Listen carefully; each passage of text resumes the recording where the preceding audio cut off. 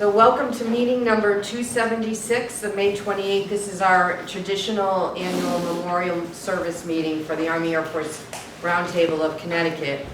Again, for those who don't know or are new, we meet 8 times a year here, and from February through June, and then September through November. And the Roundtable was dedicated to the preservation of our Air Force's history, contributions and sacrifices in the defense of the United States, and the memory of all those who gave their lives in pursuit of that objective. That's how the Army Air Force Roundtable started, and it since has become more of a Connecticut Veterans Roundtable, because we invite all branches of military and all members of the public who are interested in military experiences and history, so welcome. And today we're doing those that are died in our nation's service, especially those of our members that have passed. But I'm going to start by asking our chaplain to come up, Alan, and he will do the invocation and Pledge of Allegiance.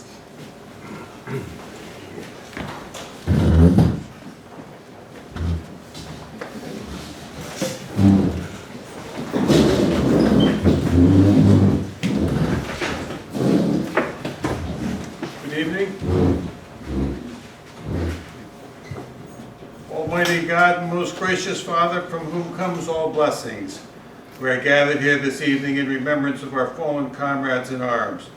We deem this a fitting time to pay respect to our departed defenders of liberty. As we stand with bowed heads in reverence to them, let us remember the good deeds they accomplished, the heroism they displayed, and the sacrifice they made to defend our freedom. Let us revere them as good soldiers who fought a good fight and a just cause. Let us silently pray for peace, the peace which transcends all understanding. And let us in mind and soul consecrate our hearts and lives to the real America, the land of the free and the home of the brave, the America worth fighting for.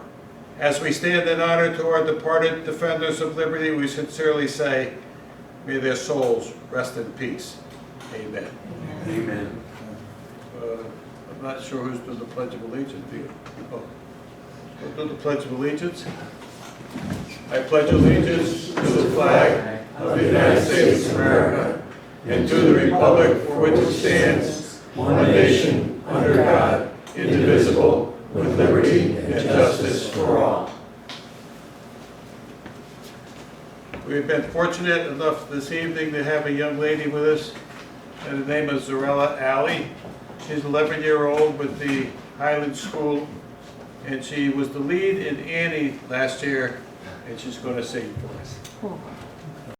Oh, say, can you see by the dawn's early light what so proudly we hailed at the twilight's last gleaming, whose broad stripes and bright stars through the perilous fight, o'er the ramparts we watched, were so gallantly streaming, and the rocket's red glare, the bombs bursting in air, gave proof through the night that our flag was still there. Oh, say does that star-spangled banner yet wave o'er the land of the free and the home of the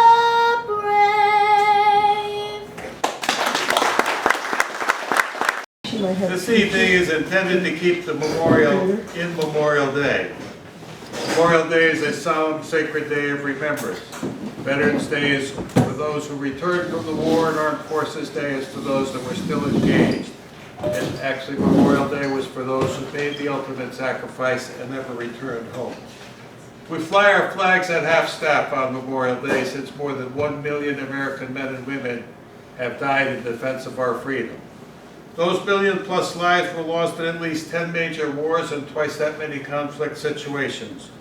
The wars and conflicts stretch all the way from our Revolutionary War more than 2 centuries ago, right through to the more recent war on terrorism in Afghanistan and the second Iraqi war. And at this juncture, who knows what's going to end up with the Gaza Strip or Israel, or Ukraine.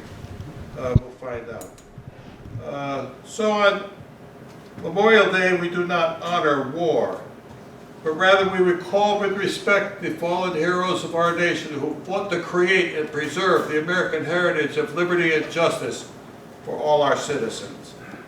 Their lives were given to protect ours, and now they rest in hallowed graves across the world, from the White Crosses of Normandy to the sunken hulk of the USS Arizona at Pearl Harbor, to the tomb of the unknown soldier in Arlington National Cemetery. Some of them, I'm sorry to say, rest unburied still in the waters beneath the ocean's surface, on the remote rugged mountaintops of North and South Korea, and in the jungles of North Vietnam. And some of them, I'm pleased to say, rest right here in Cheshire, Connecticut on hallowed grounds. We must never forget our fallen comrades in arms. They should be forever mourned and never forgotten. Freedom is not free, folks. The freedom we enjoy in this wonderful nation was bought with the blood of others whom very few of us ever knew. The sacrifice these men made is meaningless without our remembrance of it. If those who remember fail to teach the younger generation and fail to demonstrate in their lives that they remember and why they remember, America will pass away. Already, America's World War II and Korean veterans have totally faded away from America's landscape. There are fewer and fewer standard bearers to carry the torch of remembrance. Let us take a moment just to honor those veterans, and I'll ask you to stand when I'm calling you. Not your group. Any World War II veterans? Any Korean veterans? Any Vietnam veterans? Any Desert Storm veterans? Operation Enduring Freedom veterans? Or Operation Iraqi Freedom? All veterans who served in other conflicts, or any veterans who served in peacetime. Now, those of you who did not stand, please join me in showing our appreciation for these veterans. God bless them and those who are here in spirit. May this evening's activity deepen your reverence for our fallen soldiers.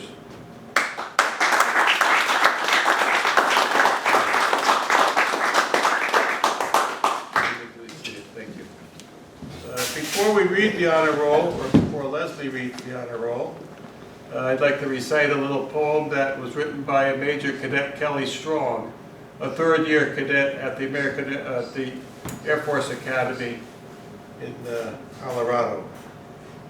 He wrote, "I watched a flag pass by one day. It fluttered in the breeze. A young Marine saluted it, and then he stood at ease. I looked at him in uniform, so young, so tall, so proud. With hair cut square and eyes alert, he'd stand out in any crowd. I thought how many men like him had fallen through the years, how many died on foreign soil, how many mothers' tears, how many pilots' planes shot down, how many died at sea, how many foxholes were soldiers' graves. No, freedom is not free. I heard the sound of taps one night when everything was still. I listened to the bugler play and felt a sudden chill. I wondered just how many times that taps had meant amen when a flag had draped the coffin of a brother or a friend. I thought of all the children and the mothers and the wives and the fathers, sons and husbands with interrupted lives. I thought about a graveyard at the bottom of the sea or an unmarked grave in Arlington. No, freedom is not free." Leslie, you want to read the name?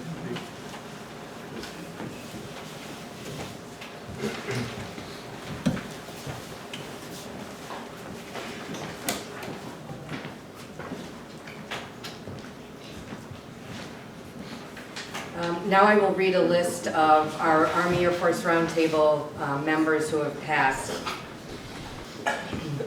Richard Obey, James Anastos, Brenda Anderson, David Austin, Russ Burrell, Howard Bodine, John Bonacore, Frank Camera, Frank Castiglione,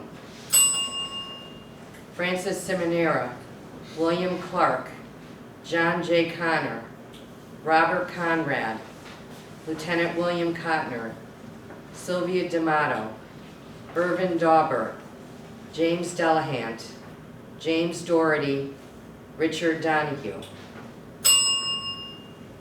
Leonard Doobie, John Dunn, Ted Edgerton, Charles Fitz Eisenbeiser, Irving Fallon, James Fontana, Arthur Frechette, Murray Friedman, Phyllis Gagnon, and Renee Gagnon.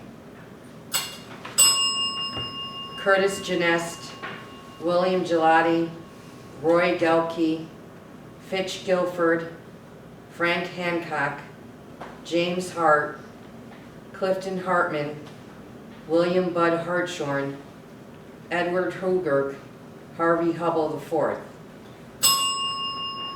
Ned Humphreys, Walter Hushak, James Gemelli, Robert Kaiser, Andrew Cappy Jr., Kevin Kelly, Ed Knowlton, Gregor Kostok, Casimir Kowalski, Anthony Lambeau,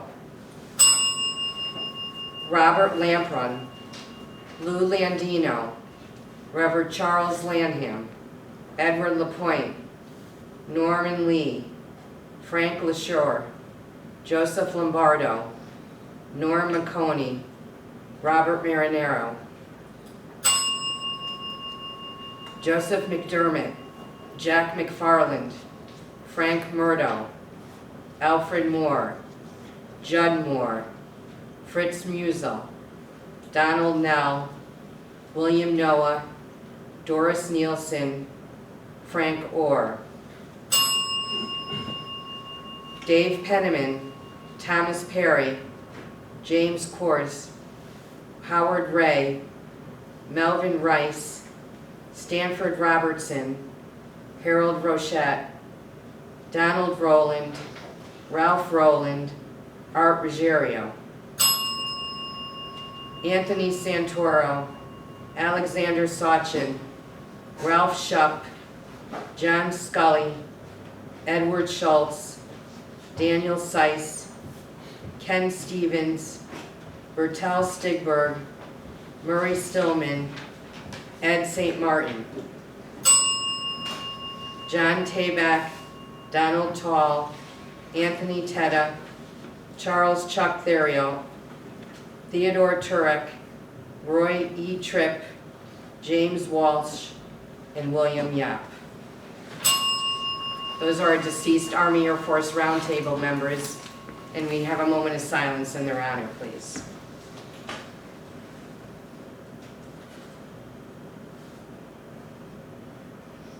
Now we'll play taps.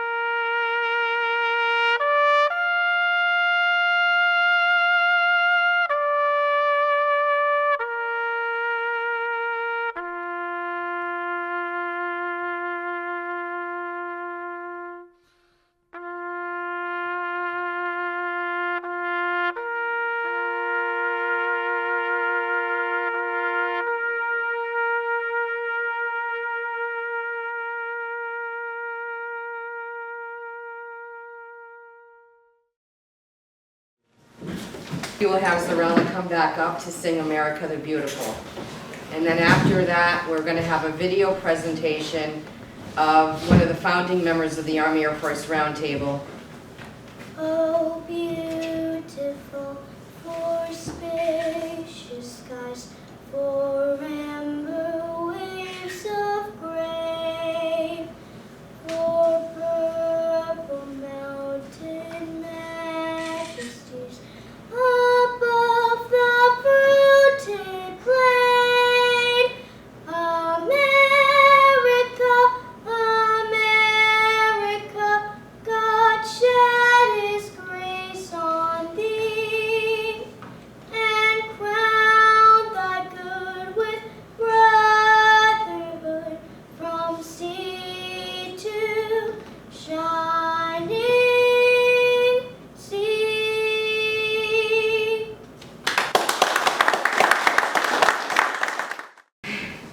now we'll have a video presentation.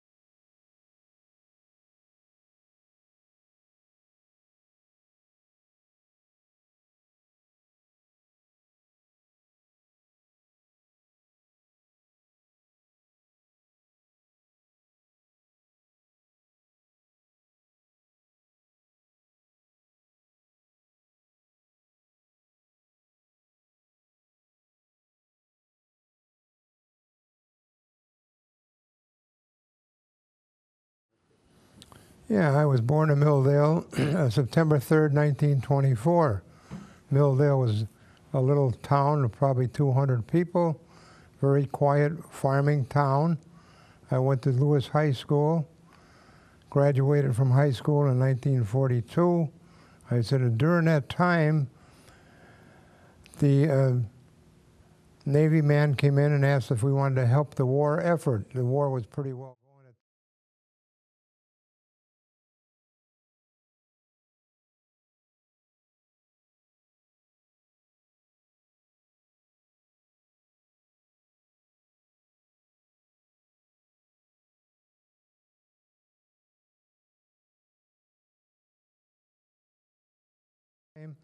And we said yes, we would help, and he passed out model airplanes of airplanes that were flying in the Air Force at that time.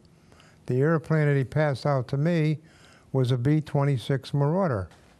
I got to know all about the speeds, the crew, everything that the airplane did, and I sort of kept that in the back of my mind because they told us when I went through pilot training that we were going to train and fly B-17s and B-24s. I heard about Pearl Harbor because I was visiting an uncle of mine who was in a hospital for tuberculosis, and while I was talking to him, it came over the radio that the Japanese had bombed Pearl Harbor.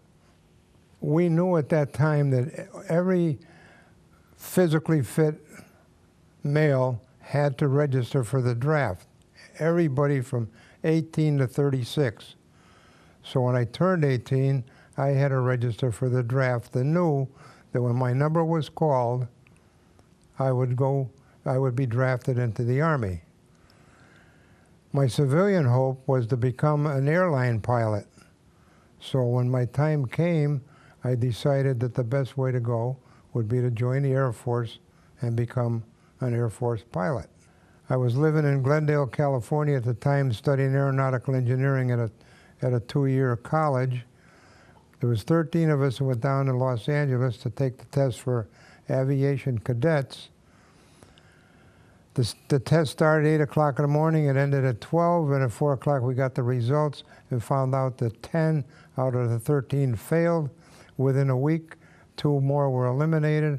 On the first day of May of 1943, they sent me to Salt Lake City, Utah, where I entered the service as an aviation student. I knew that I couldn't move out until all the other squadrons moved out. But one day I was walking through an area and I heard my name called, and I said to the sergeant, "You just called my name." And he says, "Yes, you're going to take the place of the sick." They have to send out a full complement of cadets going out to the next station, and they filled it in with guys in the later squadrons. I was one of them. I moved out much ahead of all the other fellas in Squadron 51. From there, I went up to the Utah State Agricultural College, where we spent 2 months there as students learning maybe navigation, weather, anything to do with airplanes. And then one day they had a notice on a bulletin board. They sent 6 of us down to the airfield to learn how to fly the airplane. I got one of them, and I got 9 rides in the airplane. I was sick on all 9 rides, and at the end of the rides, my instructor told me that I should wash myself out, that I would never make it as a pilot. And I told him that my problem was you, not me, because every time I did something, he hollered. And in fact, one day he said to me, "Take off." I took off, and when he came down, he says, "I'm turning you into the FAA." And I said, "Why?" And he says, "Because you flew over the town under 1,000 feet. I had no idea. I just took off and kept going. And I wasn't conscious of the town being down or anything. I just flew out, and we were flying at about 1,000 feet, doing different little maneuvers to teach you how to handle the stick and the rudder pedals and that kind of stuff. And he never told me, you know, you do this, you do that, you're supposed to be so high, and everything else. I said, "Where am I supposed to learn this?" I said, "I thought that was your job." The next day, I was shipped out of there. I went to Santa Ana, California, to a classification center, and we spent 2 weeks taking what we call psychomotor tests. These tests were so difficult and so unusual, we thought that they were, as far as we were concerned, pretty much a waste of time. They were supposed to tell the big wheels where we would best fit into the Air Force. And we felt, after the testing, that if they told us we were going to pump air in the tires or gasoline, we'd have been happy. Some of the tests, and I'll tell you quickly what one of them was, you would sit in a chair and there was a turntable next to you with a record in it, and there was a brass disc on that table. They gave you a probe that was wired, and you had to keep that probe on that little disc as it rotated. At the same time, there was a light in front of you, and you had to count the number of times that that light went on. The light went on when the probe hit that little disc. While that was going on, your right hand was over here, your left hand over here, and there was a red and a green light going on. When the red light went on, you had to turn until the light turned green. While this was going on, there was an officer up on the stage, and he was telling you, Farmer Brown had 50 cows. He couldn't keep up with the milking. He wanted to trade his cows to Farmer Jack, who had chickens. And he traded off with 100 chickens. Well, the guy that got the chickens didn't like the chickens. He wanted to trade them off for a couple of horses, and they made a trade and everything else. So when all this was over, they asked us all kinds of questions about how many cows Farmer Jack had, so on and so forth. At the end of 2 weeks, they called us into the theater and said, "We're going to give you your rating and tell you where you fit in best in the Air Force. And if you don't like the rating, you can go back in the next room and talk to them about it." Most of the guys ended up going in that back room. When my turn came, I went up to the desk. I saluted like you should, gave my name, and they said, "According to the testing, you qualified as a pilot, a navigator, bombardier, in that order, and we want to use you as a pilot."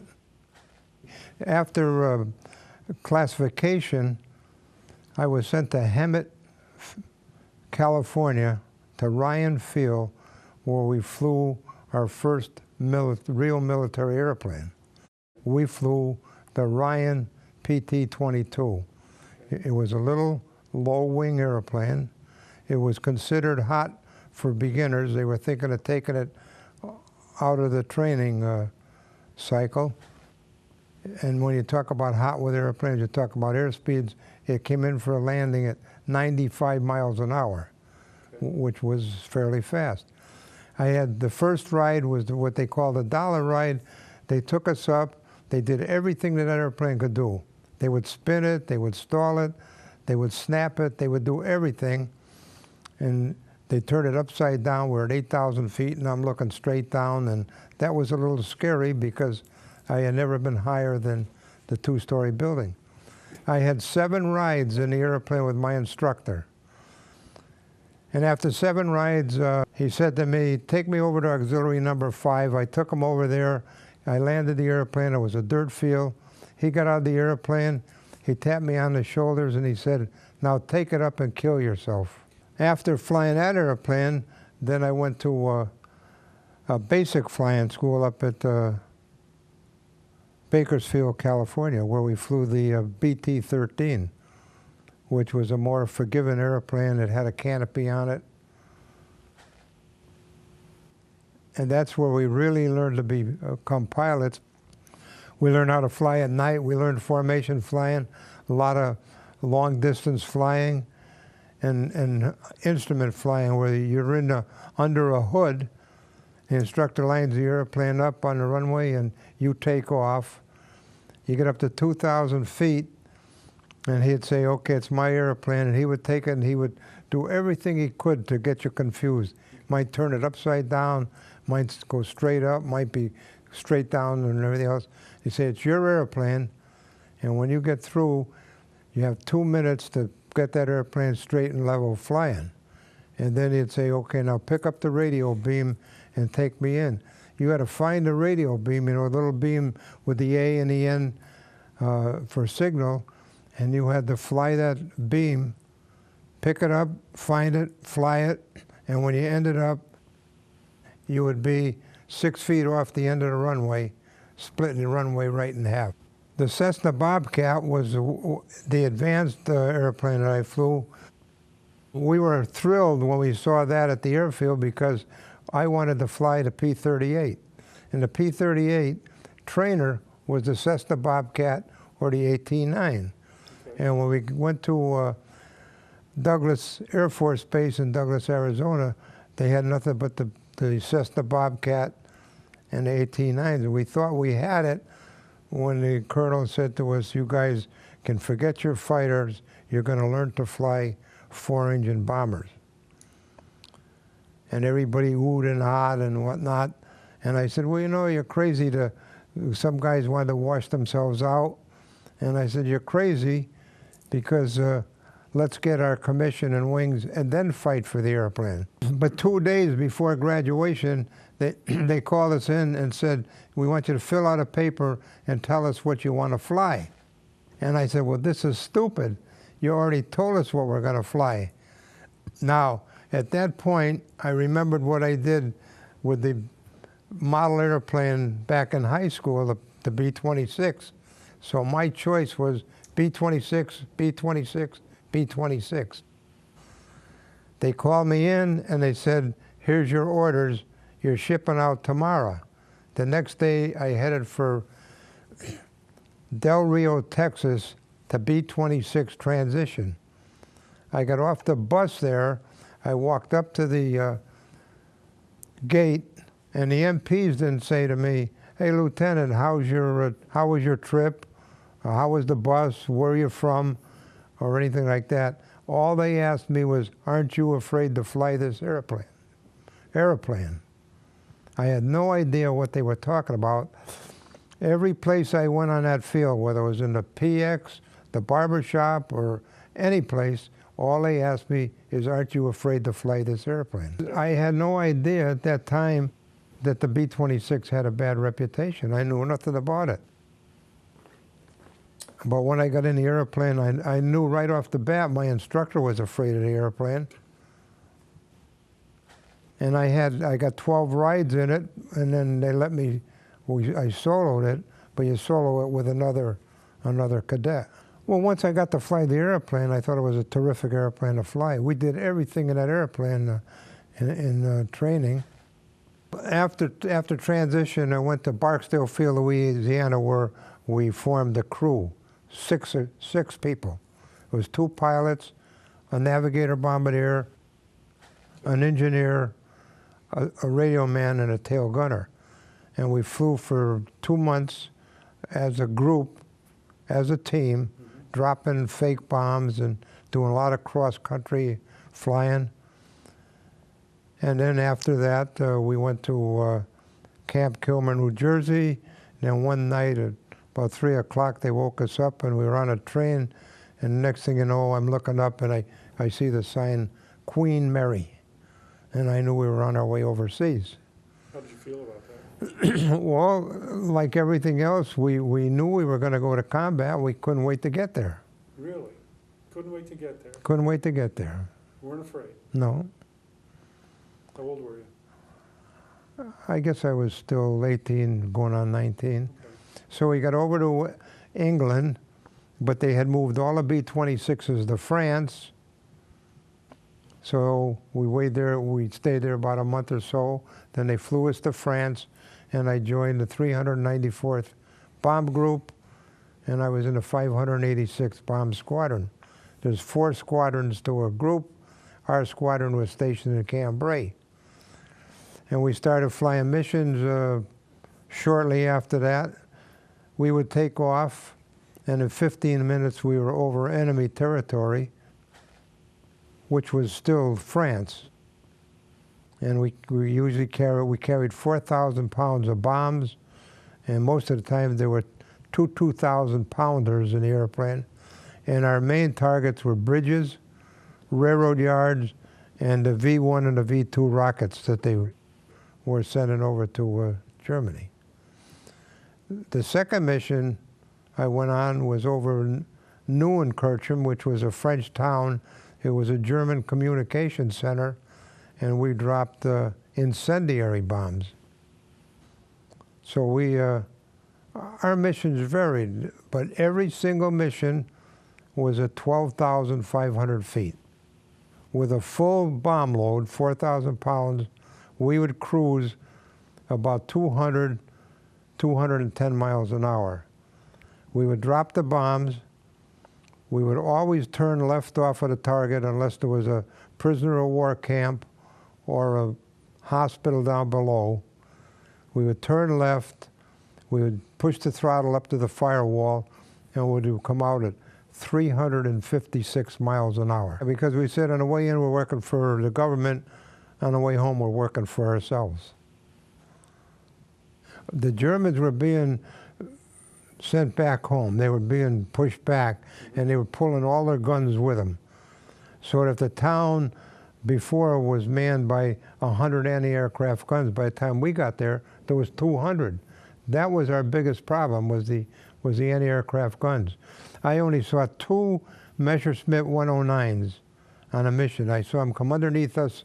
They were about 200 feet below us, but our P-38s went after them. I never saw them after that. Our big problem, beside the flak, was the 262 jets. We could see the vapor trail of the jets. We were at 12,500. They were at 25,000 feet. They would follow us, and then at what they thought was the right time, we would see them turn. We'd see that vapor trail turn, and they would come right through the formation. They were coming through at 500 and 600 miles per hour. And they came through so fast, our gunners never even had a chance to shoot at them. How about them? Did they have a chance to shoot at you at that speed? They shot at the airplanes. I don't know if they ever hit any. Because, you know, you talk about going into combat and everything else. All the time I was in combat, I knew somebody was going to get hit and hurt, but you never feel that it's going to be you. I never felt that I was going to get hit or hurt or anything like that. But others did. Others did. But when you're in an airplane and you're flying, if somebody went down, like I'd see the guy next to me disappear, whether he got hit or whether he had a problem or whatnot, he disappeared. Other airplanes did. For the second, you're almost happy that it's the other guy and not you. And then you don't know whether they crashed, you don't know whether they became prisoners of war. You don't know anything about them until the war ends. And then you find out, because on one mission, we were on, one of the pilots that I went overseas with was on his very second combat mission, and they received a direct hit in the front, killing 2 pilots and a navigator, and the 3 enlisted men in the back bailed out. But as it happened, nobody knew what happened to them, and when the war ended and the 3 enlisted men came back, then they told us that it was a direct hit they were dead before they hit the ground, and that was it. Well, the most scared I really was is the day that we went to briefing and they told us that the German airplanes were beginning to ram the Americans, just like the kamikazes over there in Japan. And when I heard that, I said, that's the end, because there's no way you can get away from the flak and get away from the enemy airplanes, but you cannot get away from somebody coming at you. But we found out later that the German pilots refused to do that. Tell the story of how you got the flag. Well, we were flying a mission. On this one particular day, I was looking down, and I saw these little specks of light down in the ground, and I said to the other pilot, look at the big battle going on down there. And I looked down again, and I saw a little speck of light, and the next thing you know, there's a great big black puff of smoke outside the airplane, and I said, hey, that's not a battle going on, those are the guys that are shooting at us. Well, every time they shot up there, the thing would explode. It would explode around the airplane, and there was a great big explosion in front of the airplane, and the next thing you know, this here came right through the windshield, bounced around, damaged some of our pedestal and some of the instruments, bounced around and landed on my flak suit. I picked it up, and it was red hot, and I burned my fingers. When we got back home, they counted 219 holes in the airplane from the flak. And I don't think any of them were much bigger than what the size here went through. Some of the guys had holes big enough to put your fist through, but we never had anything like that. Was it something you concerned yourself with? Not too much. We had to do what we had to do. You know, people said, were you scared? And yeah, we were scared. I was scared all the time we were up. But the funny part of it is that every day at 4 o'clock, we could go in the ready room, look at the bulletin, and it would show who was going to fly the next day. It would show you the airplane you were flying, the crew you were flying with, the bomb load that you were carrying, and the position you were going to be in during the flight. So that night when you went to bed, I don't think he had too much trouble sleeping, but the next day when I got up and went into briefing and heard all about the briefing and everything else, then you began to get a little apprehensive. One time we went into briefing and they had a map on the wall and it was covered with a curtain. And the colonel would get up and he would open up that curtain and there would be a pin. And that pin was at your home base and then a string up to the IP, the identification point. And then from that point on to the next pin was the target. And it would cover maybe a quarter of the map. And that we knew then where we were going to go. And of course we knew most of the targets. We knew which ones were the heaviest and whatnot. And if it was one of the ones we had been to before, you'd get a little worried because it was a bad mission before. But this morning we went in, he opened up the curtain, and the string went completely off the map, went right up on the wall. And everybody said, oh, they were laughing and everything else. And he said, you laugh all you want. This is where you guys are going today. And he says, and I'm going to tell you this, you will not have enough gas to return home. And nobody said a word, and everybody went. But he did say, on the way home, if you run out of gas, there are some fields that we think are abandoned or between no man's land, and there's possible chances of finding gas. So we ran out, and we headed told the navigator, find us a field, and he found a field, I think it was near Trier, France, and we landed, and it was a pierced planking runway. They laid down the metal strips for the fighters. But there was a big tank there, and there was a big valve that you could open up, and we got some old rusty cans from the forest and spent all day putting the gas in, got home at night in the dark. It was probably our field to begin with, and then when the Germans moved back, there was nobody there. And the enlisted men said the next day that all of their bedding, all of their personal items were all wrapped up to send home. And we were told that if we didn't come home in another half hour, our folks would have got a telegram missing in action. What was the target? The target was a railroad bridge way up and back by Berlin. The mission was over 5 hours long, one of the longest missions that we ever flew. So, but it wasn't your first one in Germany? No. Well, the first mission in Germany, the first mission I flew was over France. Then as the Germans moved back, then we flew over Germany. I'm not sure what the first target was, but we flew a lot of targets. We flew at Ulm, ULM, which was down by the Swiss border. We were on a Schweinfurt raid and got called back before we could drop our bombs because of bad weather. The 26s, you know, there was about maybe 15 or 20 B-26 groups in France at that time. Okay. And we would all go up, all get together and go out. Now, if you notice on there, the tail end of the B-26 has a white diagonal on there. The diagonal indicates that that's a 394th Bomb Group.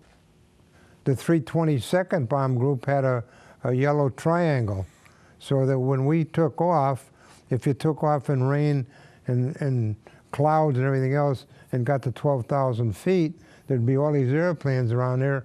You wouldn't know which one was your outfit, so you looked at the tail and all went in together. For a while there, we would be assigned a mission. You're always assigned a secondary target and a target of opportunity. And on many targets at the end, we'd get to the target and they'd say, Patton overran the target. Pick the target of opportunity. Well, it did get to the point where they were getting so far away from us that they moved us to Venlo, Holland. And we were getting ready to fly our first combat mission out of Holland. The war ended. So we no longer had to fly, and like somebody said, how did you feel? Well, everybody felt great because we felt we no longer had to fly scared.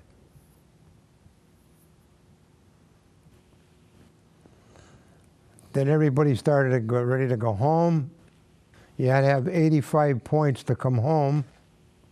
I think I had 85, and we all said we'll go home together, all the guys that flew combat, and we get to New York, we'll have a big party. Well, the orders came out one day, and I was the only one not on the orders. I went down to see the colonel, and I said, hey, you left my name off the orders. And he said, I didn't leave him off. He says, you're going to stay and fly a DC-3, or the old C-47. And I said, I don't know how to fly one of those. He said, you're going to learn. So I stayed. All the guys went home, and I stayed, and I flew the C-47. And to this day, I don't know how I got checked out in the airplane, but the other pilot and I flew all over Germany to pick up parts for airplanes that were going to come back here and go over to Japan. And that was, I'll tell you, that was some of the best flying I ever had. The airplane was slow, but it was a good airplane to fly and a lot of fun. And we flew it all over Germany. I think I flew it up until August, and then I came home. Well, I mean, what did Germany look like at the time? All You destroyed. were coming this way, the Russians are coming this way. All destroyed. Every city was, you could see it still burning or completely demolished. I could never understand how they could ever go to war. They had one of the most beautiful countries, cleanest countries I've ever seen. You know, you walk around here and look in our woods and you see all of these broken trees and rotten trees and everything else. You never saw that over there. Their houses, no, they didn't use wood or anything else, but they took the wood. They would go in the woods and pick up all the wood and burn it, and clean as anything. And then when I came home, I decided I needed a college education, so I enlisted in a college to get a degree in engineering, but I stayed in the reserve. I flew AT-6s out of Brainerd Field and also Westover Field up in Massachusetts, and I flew them for quite a few years.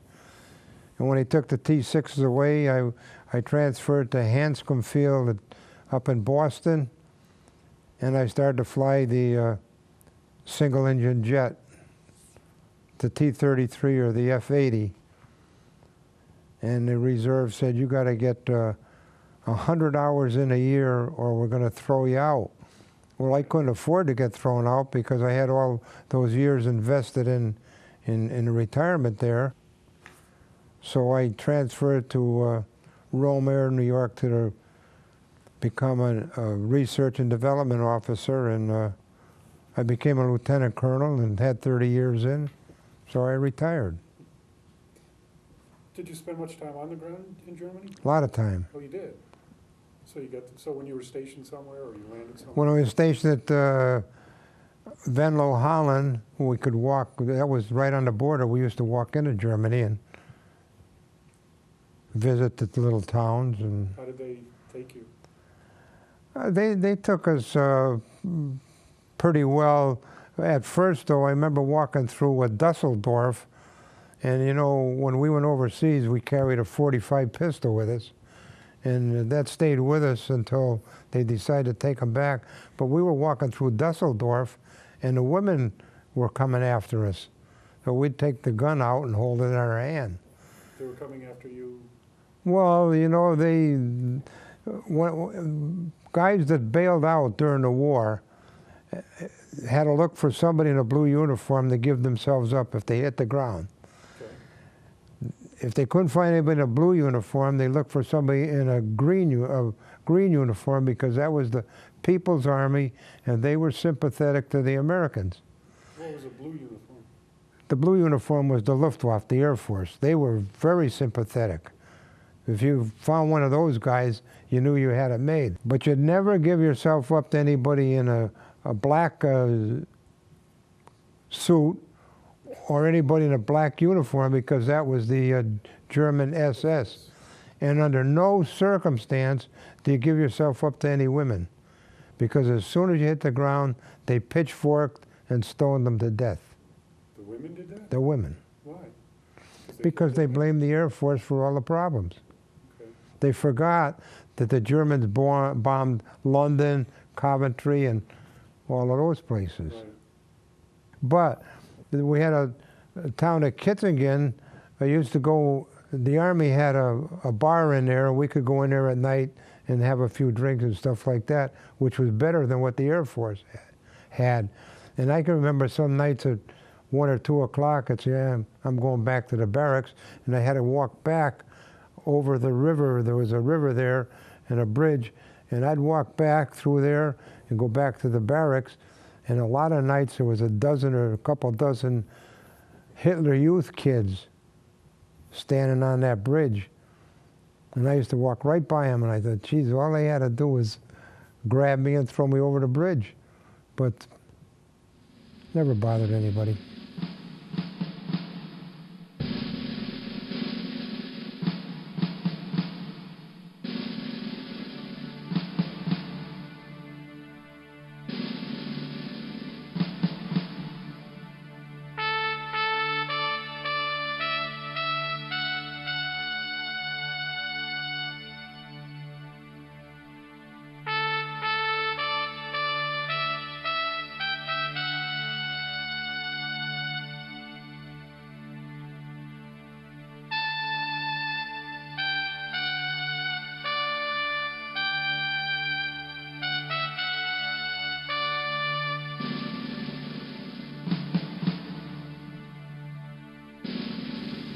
So what was your best mission? Best mission is when I stayed home in bed.